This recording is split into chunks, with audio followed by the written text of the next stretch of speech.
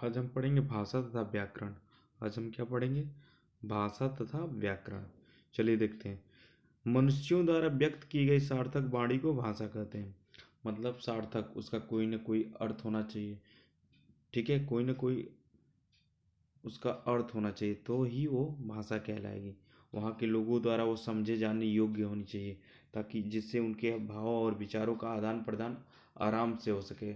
मतलब वो एक दूसरे से बातचीत कर सकें और एक दूसरे को समझ सकें। इसी को हम भाषा कहते हैं। ठीक है, अब देखते हैं भाषा उच्चारण। देखिए यहाँ पे भाषा उच्चारण अव्ययों की उच्चरित मूलतः प्राय द्विच्छिक ध्वनि प्रतीकों की वह व्यवस्था है जिसके द्वारा किसी समाज के लोग आपस में अपने विचारों का आदान प्रदान करते हैं।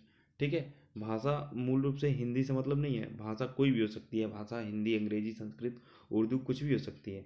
लेकिन वहाँ के द्वारा जहाँ भी ये भाषाएं बोली जाएंगी, वहाँ का जो समाज होगा उसके द्वारा वो अपने मतलब किसी भी मूल भाषा का अपने भाव और विचारों का व्यक्त करेंगे। उर्दू भी हो सकता है, हिंदी भी हो सकता है, इंग्लिश भी हो सकती है। ठीक है, अब देखिए भारत के संविधान में 22 मूल भाषाओं का बताया गया है, मान्यता प्राप्त है। पहले 14 थी। पहले कितनी भाषाएं थी? 14 थी। अब कितनी है? 22 है।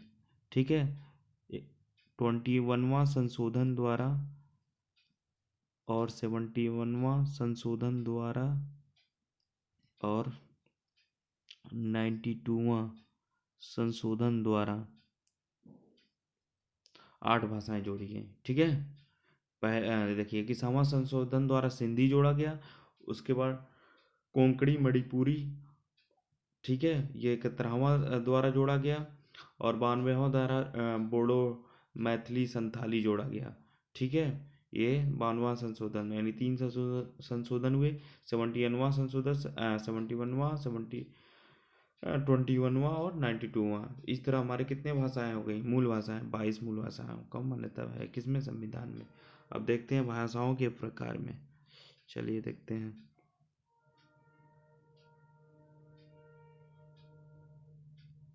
चलिए देखते हैं भाषाओं के प्रकार, काइंड्स ऑफ लैंग्वेज। पहला क्या है? बोली या उपभाषा। ठीक है, बोली और उपभाषा क्या होता है? देखिए, बोली या उपभाषा, यहाँ देखिए, बोली या उपभाषा उस समिति क्षेत्र की भाषा को कहते हैं जिसमें बोलने वालों का उच्चारण लगभग एक सा हो, जिसमें रूप रचना, वाक्य रचना, शब्द समूह, अर्थ संबंधित कोई स्पष्ट और महत्वपूर्ण भिन्नता दृष्टिगत न हो। एक भाषा में अनेक बोलियां हो सकती हैं, जैसे हिंदी में बुंदेली, अवधी, भोजपुरी और ब्रजभाषा। ठीक है, जैसे हिंदी में बुंदेली, अवधी, ठीक है, भोजपुरी और ब्रजभाषा होती हैं। ठीक है, इनको क्या बोलते हैं? उपभाषा या बोली बोलते हैं। जैसे हिंदी का बुंदेली, अवधी, भोजपुरी, ब्रजभाषा, ये क्या है? ये बोलियां हैं या उपभाषाएं हैं। ठीक है, मतलब भाषाएं एक ही होंगी, एक समाज के द्वारा एक ही तरह बोल, ठीक है, बोली जाएंगी, लेकिन उनकी कई उपभाषाएं होती हैं। जैसे हिंदी की बुंदेली हो गई, अवधी होगी, भोजपुरी होगी, ब्रजभाषा, ये सब क्या है? बोलियां हैं। इसको उपभाषा बोलते हैं। अपभाषा, जैसा कि नाम से ही स्पष्ट है, अपभाषा किसी भाषा का वह रूप है जिसे परिनिष्ट तथा शिष्ट भाषा की तुलना में विकृत या भ्रष्ट समझा जाता है। यह विशेष वर्ग के लोगों में प्रयोग किया जाता है। अब भाषा क्या? एक विशेष समुदाय होगा, उसके द्वारा प्रयोग किया जाएगा। कृत्रिम भाषा, भाषा अपने स्वाभाविक रूप से विकसित होकर बनती है। कभी कभी नियम के विरुद्ध बनावटी भाषा बनाई जाती है। ये बनावटी भाषाएं होती हैं, उनको क्या बोलते हैं? कृत्रिम भाषाएं बोलते हैं। चलिए, परिनिष्ठ भाषा क्या होता है? जब कोई बोली या एक से अधिक बोलियों का मिश्रित विकसित होकर एक रूपता धारण कर लेती है तो उसके नियम बन जाते हैं, और यह आवश्यक हो जाता है कि एक भाषा क्षेत्र जिनमें कई बोलियां हो कि एक बोली आदर्श मान ली जाए और पूरे क्षेत्र में संबंधित कार्यों के लिए उसका प्रयोग किया जाए, उसे आदर्श या परिनिष्ठ भाषा कहा जाता है। मतलब कई बोलियां हो, वहाँ की कई बोलियां हो, उसमें से एक चुन लिया जाए, उसको वहाँ के कार्यों या मेन चीज कुछ भी करते हैं उसके लिए उपयोग किया जाए, वही उसके लिए क्या होगा? परिनिष्ठ भाषा या आदर्श भाषा हो जाएगी। ठीक है, चलिए आगे। विशिष्ट भाषा, व्यवसाय, देखिए व्यवसाय या कार्य के अनुसार भिन्न भिन्न वर्गों की अलग अलग भाषाएं हो जाती हैं। ये भाषाएं आदर्श भाषा के विभिन्न रूप होते हैं, जो अधिकतर शब्द समूह, मुहावरों तथा प्रयोग आदि में एक दूसरे से भिन्न होते हैं। कभी कभी इनमें उच्चारण संबंधित अंतर भी दिखाई देता है। उसको क्या बोलते हैं, विशिष्ट भाषा बोलते हैं। चलिए, जीवित भाषा। देखिए, जीवित भाषा क्या है? चलिए, जीवित भाषा क्या होता है? जो आज भी प्रयोग होता है उसे जीवित भाषा कहते हैं, मतलब जिंदा हो, आज भी प्रचलन में, वो क्या हो जाएगा? जीवित भाषा। जैसे हिंदी, इंग्लिश, उर्दू, ये सब क्या है? जीवित भाषा है।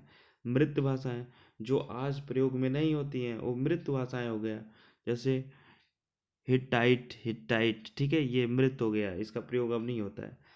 देखिए, बहुत इंपॉर्टेंट है, राजभाषा क्या होता है? बहुत इंपॉर्टेंट, बहुत पूछता है राजभाषा क्या होता है, हम लोग कन्फ्यूजन में होते हैं। जिसका प्रयोग राज्य के कार्यों में होता है उसे राजभाषा कहते हैं। संविधान के अनुसार हिंदी भारत की राष्ट्रभाषा न होकर राजभाषा है। संवैधानिक वैधानिक दृष्टि से उसे राजभाषा कहना चाहिए, न कि राष्ट्रभाषा। मतलब जो हमारी हिंदी, हम संविधान में उसको मान्यता दिए, उसको हम राजभाषा के रूप में मान्यता दिए हैं, ना कि राष्ट्रभाषा के लिए। ठीक है, तो हमारी हिंदी क्या है? राजभाषा। क्या है? राजभाषा, याद रखिएगा, बहुत इंपॉर्टेंट है। चलिए अगला देखते हैं।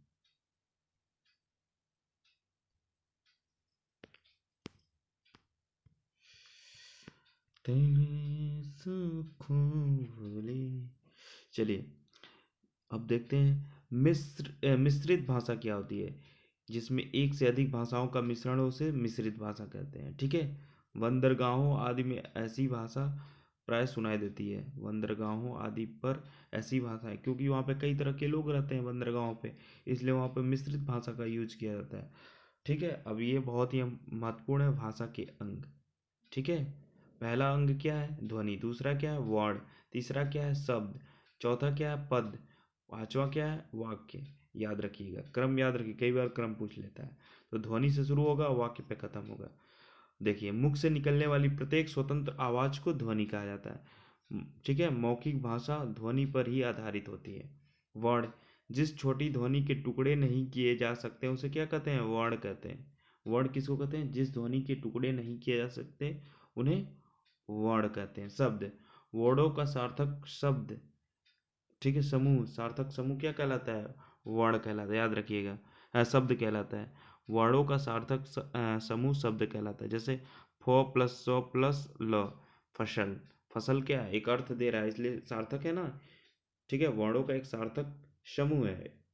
ठीक है, मिलकर एक शब्द बनाता है। ठीक है, अब ये फ क्या है? वर्ण है। स क्या है? वर्ण है। ल क्या है? वर्ण है। ठीक है, जो हम बोल रहे हैं फ श ल, ये ध्वनि हो गया। उसके बाद अगर उसी को लिख दिए तोड़ तोड़ के तो वर्ण हो जाएगा, अगर उसको मिला के लिख दिए वो शब्द हो जाएगा। पद, प्रचलित भाषा में शब्दों को ही पद कहते हैं। ठीक है, शब्दों को ही पद कहते हैं, किंतु दोनों का सूक्ष्म अंतर यह है कि जब कोई शब्द वाक्य में प्रयोग होने योग्य बना दिया जाता है तो वह पद कहलाने लगता है। जैसे सुनीता नाचती है, इस वाक्य में सुनीता नाचती है पद है। ठीक है, सुनीता और नाचती है क्या है? पद है। अब देखिए, वाक्य क्या होता है? पूर्ण विचार व्यक्त करने के लिए शब्द समूह को वाक्य कहते हैं। जैसे कविता स्कूल जाती है, इस वाक्य में कविता स्कूल जाती है, अलग अलग शब्द हैं, परंतु उनके एक साथ प्रयुक्त होने पर एक आदर्श स्पष्ट अर्थ स्पष्ट हो जाता है, इसे वाक्य कहते हैं। सबसे इंपॉर्टेंट लिपि है। चलिए लिपि देखते हैं क्या होता है।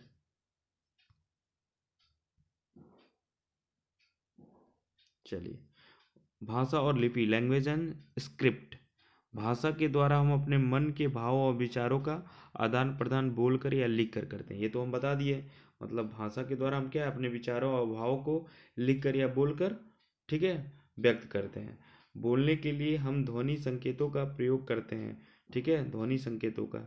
लिखने के लिए लिपि का प्रयोग करते हैं तथा लिखने के लिए, अब देखिए, बोलने के लिए ध्वनि के संकेतों का प्रयोग करते हैं और लिखने के लिए लिपि का प्रयोग करते हैं। मनुष्य अपनी अभिव्यक्ति को लिखित रूप से व्यक्त करने के लिए जिन ध्वनि संकेतों का प्रयोग करता है उसे लिपि कहते हैं। ठीक है, उसे क्या कहते हैं? लिपि कहते हैं, याद रखिएगा। अतः मानव भाषा को अंकित करने का साधन लिपि है। ठीक है, अब देखिए, भाषा लिखने का ढंग लिपि और कुछ भारतीय भाषाओं की लिपियां दी गई हैं। तो याद रखिएगा, ठीक है, याद रखिएगा, बहुत बार क्वेश्चन आता है। अब देखिए, हिंदी, संस्कृत और गुजराती और मराठी, ये 4 भाषाएं हैं, ठीक है। हिंदी, संस्कृत, गुजराती, मराठी, ये देवनागरी लिपि में लिखी जाती है, ठीक है। हिंदी, संस्कृत, गुजराती मराठी 4 भाषाएं हैं, ये देवनागरी लिपि में लिखी जाती है, ठीक है, याद रखिएगा। बांग्ला बंगाली लिपि में लिखी जाती है, और ठीक है, अंग्रेजी रोमन में होता है। अंग्रेजी किस में होता है? रोमन में होता है। अब पंजाबी गुरुमुखी लिपि में लिखी जाती है। पंजाबी किस में लिखी जाती है? गुरुमुखी लिपि में लिखी जाती है, याद रखिएगा। उर्दू फारसी, ये भूलता है, याद रखिएगा। उर्दू फारसी लिपि में लिखी जाती है। उर्दू किस में लिखी जाती है? फारसी लिपि में। अब देखिए, ये लाइन देखिए, बहुत इंपॉर्टेंट है, कई बार पूछता है। 14 सितंबर 1949 को भारत की संविधान सभा ने हिंदी को राजभाषा घोषित किया। तो कई बार क्वेश्चन ये पूछ लेगा, राजभाषा कब घोषित किया था? हिंदी को राजभाषा संविधान द्वारा, मतलब संविधान सभा के द्वारा हिंदी को राजभाषा कब घोषित किया गया था? 14 सितंबर 1949, 1949 याद रखिएगा, 1949 को घोषित किया गया था। और इसीलिए 14 सितंबर को हिंदी दिवस के रूप में मनाया जाता है। इसीलिए 14 सितंबर को हिंदी दिवस के रूप में मनाया जाता है। अब आइए देखते हैं संविधान सभा द्वारा मान्यता प्राप्त, ठीक है, मान्यता प्राप्त भाषाएं कौन कौन सी हैं। अब देखिए, संस्कृत, कश्मीरी, बंगाली, पंजाबी, असमिया, मणिपुरी, नेपाली, उड़िया, तेलुगु, तमिल, कन्नड़, मलयालम, कोंकणी, मराठी, गुजराती, ठीक है, सिंधी सॉरी, उर्दू, बोडो, संथाली, मैथिली, डोगरी। ये टोटल कितनी है? 22 भाषाएं।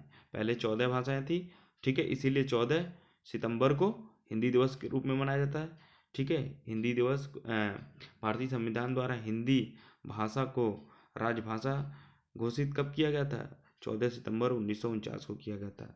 इस समय कितनी भाषाओं को मान्यता मिली है? 22 भाषाओं को मान्यता मिली हुई है। चलिए आगे देखते हैं। व्याकरण। व्याकरण क्या होता है? भाषा का ये याद रखिएगा,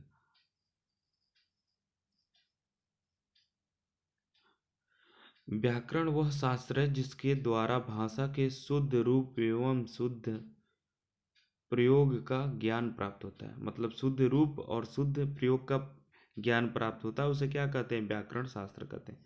अब व्याकरण, भाषा का शुद्ध रूप होना अति आवश्यक है, तभी विचारों का आदान प्रदान सफलतापूर्वक हो सकता है। भाषा की शुद्धता एवं एक रूपता बनाए रखने के लिए व्याकरण का ज्ञान होना आवश्यक है। अब व्याकरण शब्द का अर्थ, व्याकरण शब्द का अर्थ है भली बात समझना। व्याकरण शब्द का अर्थ क्या होता है? भली बात समझना, याद रखना। व्याकरण शब्द का अर्थ क्या होता है? भली भांति समझना। अब देखिए, कामता प्रसाद गुरु के अनुसार जिस शास्त्र में शब्दों के शुद्ध रूप एवं प्रयोग नियमों का निरूपण किया जाता है उसे व्याकरण कहते हैं। जिस शास्त्र में शब्दों के शुद्ध रूप और प्रयोग के नियमों का निरूपण किया जाता है उसे व्याकरण कहते हैं। व्याकरण के विभाग क्या हैं?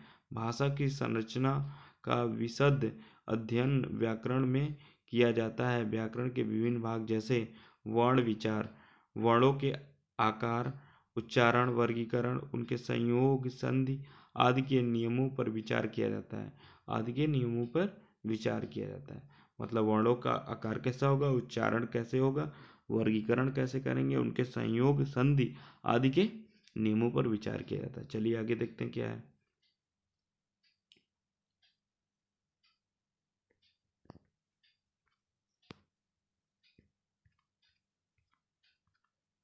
शब्द विचार क्या होता है?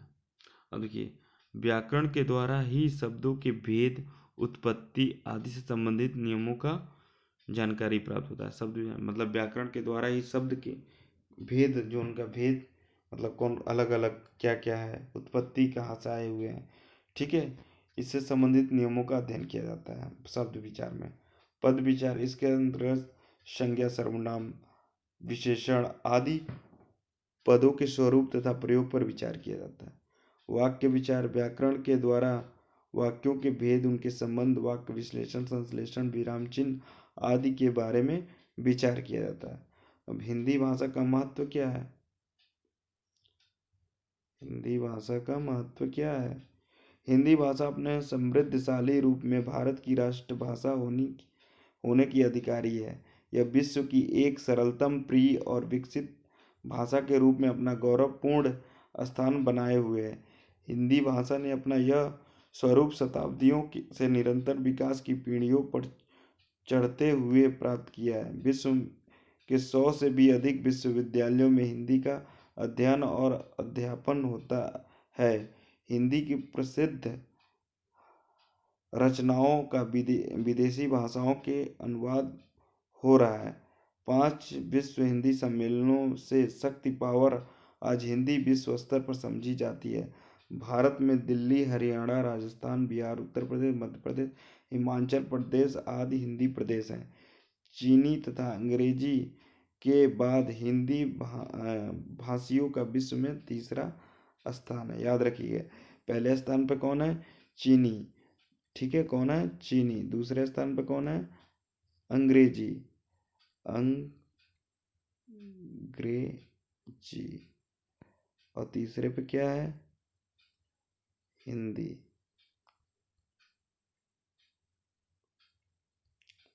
तीसरे पे क्या है? हिंदी। तीसरा स्थान किसकी? हिंदी है। पहला किसका? चीनी। दूसरा क्या? अंग्रेजी।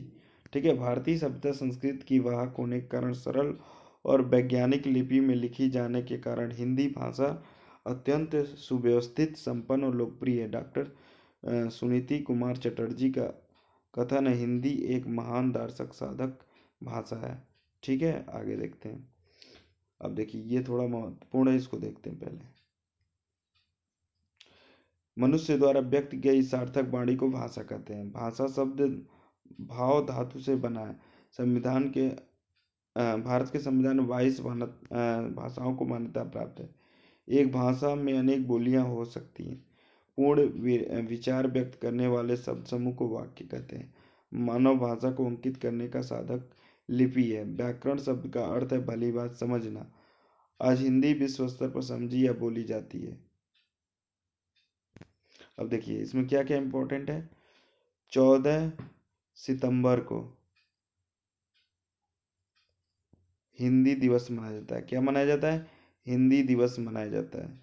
और हिंदी दिवस मनाया जाता है, ठीक है। संविधान सभा द्वारा हिंदी को राजभाषा कब मान्यता प्राप्त हुआ था? 14 सितंबर 1949। कब हुआ था? 1949 को। याद रखिएगा।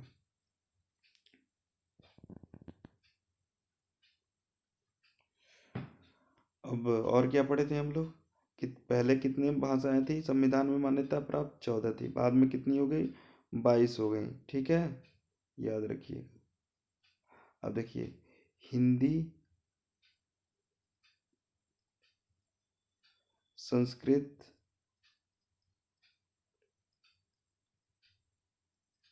गुजराती,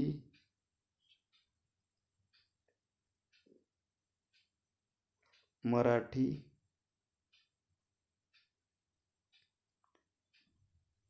इन चारों भाषाओं की लिपि क्या है? देवनागरी। देवनागरी कौन सी लिपि है? देवनागरी। याद रखिएगा इन चारों भाषाओं की। चलिए आगे चलते हैं।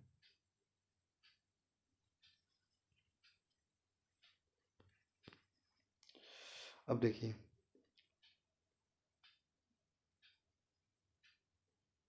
उर्दू। उर्दू की क्या थी? फारसी था। लिपि क्या थी? फारसी। उर्दू की क्या थी? फारसी। ठीक। अंग्रेजी। अंग्रेजी की लिपि क्या थी? अंग्रेजी की लिपि थी रोमन।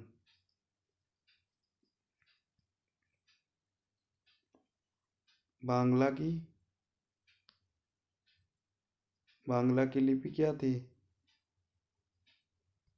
बंगाली। चलिए आगे देखते हैं।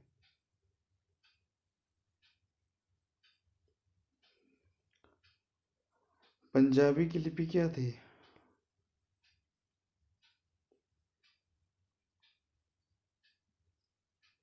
पंजाबी की लिपि क्या थी? गुरुमुखी। तो ये सब चीजें आप याद रखिएगा, ठीक है। 14 सितंबर को क्या मनाया जाता है? हिंदी दिवस।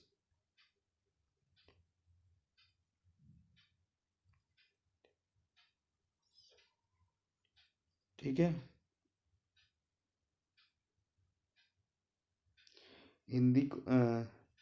संविधान सभा द्वारा हिंदी को किस सन में मान्यता प्राप्त किया गया था कि यह कौन सी भाषा होगी? राजभाषा। हिंदी कौन सी भाषा है? राजभाषा। संविधान सभा द्वारा कब मान्यता प्राप्त हुआ था? 14 सितंबर 1949 को। याद रहेगा ना? बहुत सही। चलिए, इस तरह हमारा आज का ये टॉप चैप्टर समाप्त हो गया। Thank you. Please subscribe and like and share कीजिए।